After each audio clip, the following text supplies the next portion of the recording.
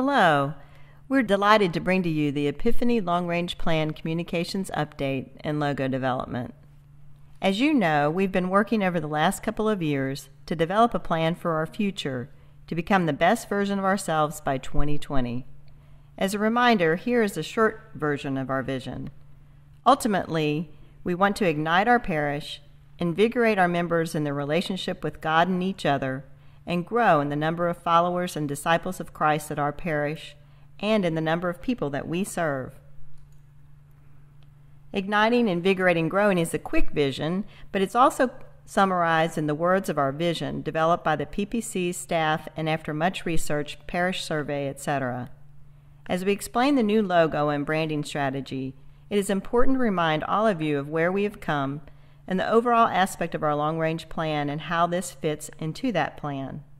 In 2020, Epiphany is a welcoming, vibrant Catholic community where all believe they belong to an intergenerational family of faith and are inspired and challenged to joyfully demonstrate an intentional commitment to prayer, ongoing faith formation and outreach, embrace stewardship with spiritual gratitude as a way of life, and understand the needs of others so as to effectively serve them through our Catholic faith, updated ministries, resources, and facilities. As you know, there are 5 major strategies that were developed in the planning process. One of those strategies is improving our communications at Epiphany. The communication strategy is to develop and implement a comprehensive parish communication plan that actively solicits and respectfully disseminates information. In order to reach and engage parishioners and others, we need to simplify and consistently communicate in ways that are easy to understand and are accessible. There are 7 goals within this strategy that we are working on over the 5 years of the plan. Goal 4.4, which is communications, internal and external, are intentional, creative, and meaningful. All parish communication has a consistent look and feel that represents Epiphany in a professional way. This is driving the need to rebrand and change our logo. We pulled together a team of folks that understands the value of logos, branding, and how it can help us achieve our vision. We met multiple times in the fall where we accomplished much of the action items necessary to move forward. Today we're sharing with you the final logo we will use to further achieve the communications goals and strategies, including the development of the style guide that will be used for all Epiphany-related communications. Our communications committee that we were able to pull together to achieve our goals is a group of experts that brought to the table over a century of experience in branding, logo, and communications. Lori, Diane, and Joan are parishioners of Epiphany, and Brenda and Erica are members of the staff. And then Karen Boone, we want to particularly point out, is an award-winning graphic designer and owner of Karen Boone Design, a graphic communications firm specializing in branding. Some of her work, besides the Epiphany new logo, includes Kentucky Derby Festival, Mary Hurst, Island Coffee Company, Quantum Solutions, etc. She agreed to help us in developing our new logo and branding strategy for Epiphany, and she did this pro bono for free. We very much appreciate her donation. So, who are we? We have no consistent naming, so the 2020 vision and mission were set and agreed upon to develop what kind of consistent naming we can have. How do we execute against goal 4.4? We start with the communications audit and we ask, who are we? Who do we say we are to internal and external audiences?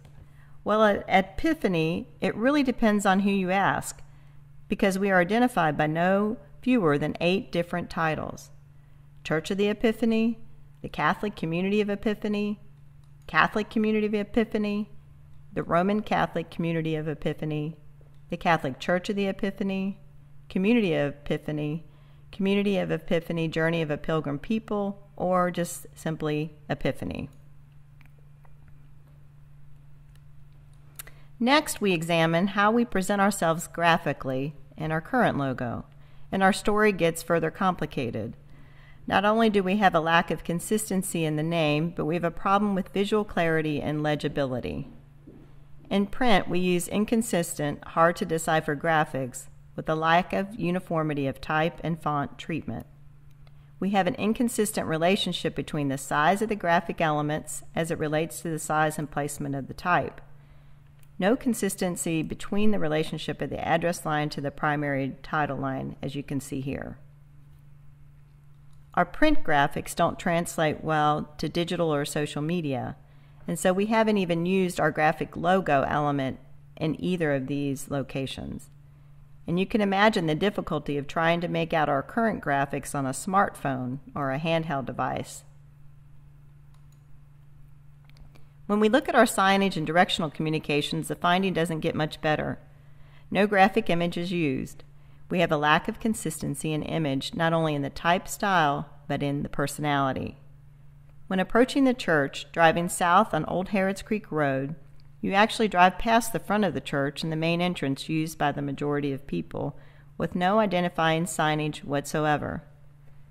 Facility signs are few, and our signs are old, tired, and outdated looking. The street sign is hard to read driving by at 25 or 30 miles per hour and does little to inspire or reflect our 2020 vision. And when people come on our campus, they simply get lost and don't know which building to go to. So building off the direction set forth in the long-range plan, what logo framework do we use to move forward? Specifically, we want to express and infuse our logo and our brand, which is often the first impression, with a personality that is welcoming, vibrant, joyful, intergenerational family of faith. So how do we do that? And what are the have-tos or the symbolized and summarized demands of the logo? We need to make sure we explain that we are a Christian Catholic church. And then what feelings do we want to express? That we're welcoming, vibrant, intergenerational, family, joyful, outreach, embracing, and serving. And importantly, we want to incorporate elements of the old logo and invigorate with the new logo. So this is a process of updating, not starting from scratch. As we look at our name Epiphany, internal and external audiences may have both a non-secular and secular understanding of the word. A theological connotation would connect us with the concept of manifestation of Christ as the Son of God or infant Jesus.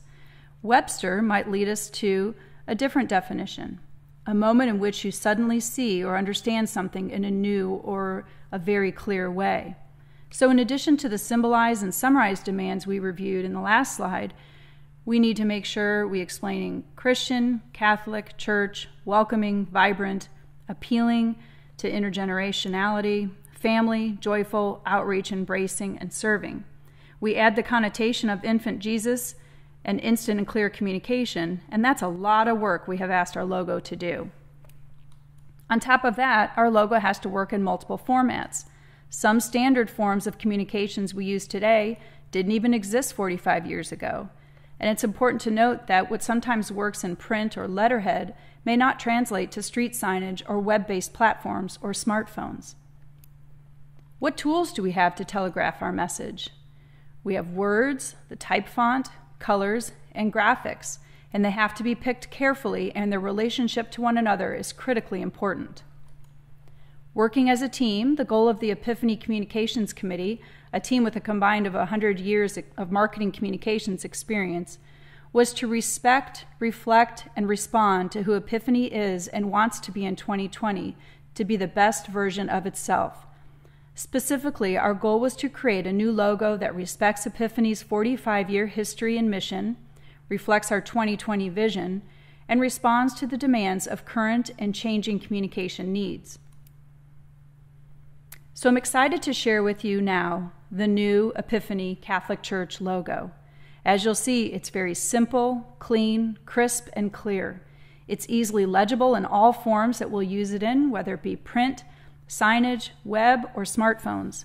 It's welcoming, vibrant, intergenerational, engaging, and relevant. You'll see the Epiphany is prominent. We use an upper E, and the rest is lowercase for ease of reading. Catholic Church is secondary, but in all caps to relay clear message of what Epiphany is. The image, we kept the image of the mother and child from the original logo, and we added the star for Christianity, which is also represented on the doors of the church. This new logo truly depicts the manifestation of Christ with the mother.